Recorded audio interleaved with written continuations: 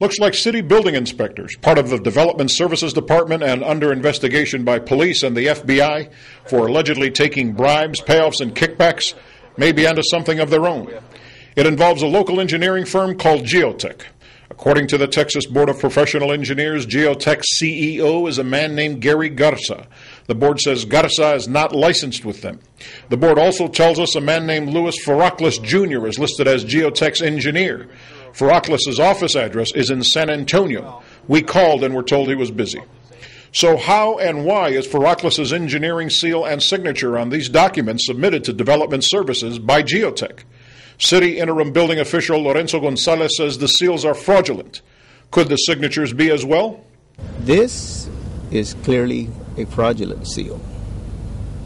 Notice the design pattern on the perimeter versus this one that's almost perfect. It's a rope design around the edges. Development Services tells Action 10 they first found out about this last week. Interim Inspector Bruce Longoria reported it. He was the inspector that questioned the construction out in the field. Okay. And as a result, we pulled the plans. And it was while reviewing the plans that we noticed the seal. Show me specifically where you're talking. Right in through here. You can see the shadow that it creates with cut line. Action 10 tried contacting Gary Garza or Geotech by phone. Then we visited 4 different addresses we found. They'd never heard of Garza or Geotech at 710 Buffalo. At 527 Gordon, we were told the company had moved to an address on Staples. At 7009 South Staples, we found Texas Geotech. They told us while they've received many calls for Gary Garza, he's never worked for them.